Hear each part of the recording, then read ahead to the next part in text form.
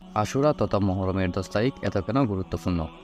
মুহররমের 10 তারিখ মুসলমানদের অনেক গুরুত্বপূর্ণ একটি দিন। এই দিনে সমস্ত দুনিয়ার নদ-নদী, পাহাড়-পর্বত, সাগর-মহাসাগর সৃষ্টি হয়। এই দিনে বেহেশত থেকে হযরত আদম আলাইহিস সালাম পৃথিবীতে অবতরণ করেন এবং বেহেশতের নিষিদ্ধ ফল খেয়ে সে আল্লাহর হুকুম অমান্য করলে অনেক বছর কান্নাকাটি করার পর মহান আল্লাহ তাআলা 10 মুহররম হযরত আদম আলাইহিস সালামকে ক্ষমা করে দেন। এই দিনেই মহান আল্লাহ তাআলা হযরত ইদ্রিস আলাইহিস সালামকে বেহেশতে নিয়ে গেছেন। এই দিনে হযরত নূহ আলাইহিস সালাম ও তার অল্প সংখ্যক ঈমানদার উম্মতগণ অল্প কয়েকদিনের খোরাক নিয়ে নৌকায় সওয়ার হয়েছিল এবং তুফান হতে আল্লাহর রহমতে মুক্তি লাভ করেন। এই দিনে হযরত মুসা আলাইহিস সালাম তুর পর্বতে আল্লাহর সাথে কথাবার্তা বলেন এবং তাওরাত কিতাব লাভ করেন। এই দিনে হযরত আইয়ুব আলাইহিস সালাম তার দীর্ঘদিন রোগাক্রান্ত দেহ থেকে আল্লাহ তাআলার রহমতে মুক্তি লাভ করেন এবং তার সকল ধনসম্পদ ফিরে পান।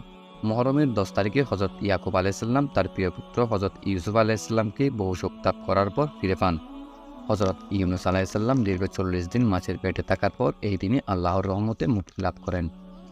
নিকৃষ্ট জালেম ও নাফরমান ফেরাউনের কবল থেকে রক্ষা পাওয়ার জন্য মহান আল্লাহ পাক এই দিনেই বনী ইসরাইলদের জন্য কুলজুম দরিয়ায় রাস্তা তৈরি করেছিলেন।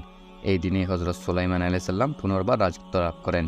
এই দিনে হযরত ঈসা আলাইহিস সালাম পৃথিবীতে আগমন করেন এবং এই দিনে ইহুদিদের অত্যাচার থেকে রক্ষার জন্য আল্লাহ পাক হযরত ঈসা আলাইহিস সালামকে আসমানে সশরীরে উঠিয়ে নেন।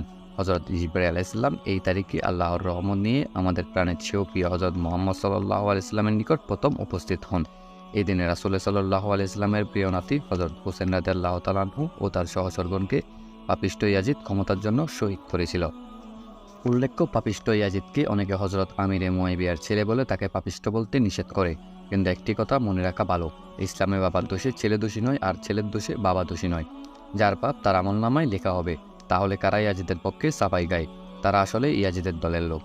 10 মুহররমে ইয়াজিদের নির্দেশে যে সৈন্যবাহিনী হযরত হুসেন রাদিয়াল্লাহু তাআলা আনহু ও তার সহচরগণকে অবরোধ করেছিল ও শহীদ করেছিল, তাদের মধ্যে আপনারা জেনে অবাক হবেন যে অনেকে কোরআনে হাফেজ ও অনেকে আলেম ছিল।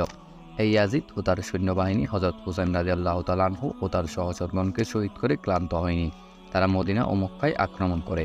যারা ইয়াজিদকে সমর্থন করে, যারা এই পাপিষ্ঠকে সাহাবীর ছেলে বলে পাপিষ্ঠ বলতে নিষেধ করে, আর যারা ইয়াজিদের কৃতকর্মের জন্য হযরত মুয়াবিয়া রাদিয়াল্লাহু তাআলা আনহুকে গালি দেয়, তারা উভয়ই ইসলামের শত্রু। মুহররমের 10 তারিখে এই দিনে আল্লাহ পাক দুনিয়া সৃষ্টি করেন।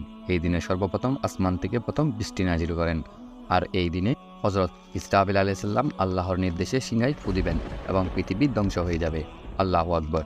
প্রিয় মুসলমান ভাই ও বোনেরা, আর এই তথ্যগুলো যদি কোরআন হাদিস ও ইতিহাসের বাইরে হয় তাহলে এগুলো বর্জন করুন, আর যদি সঠিক হয় তাহলে গ্রহণ করবেন।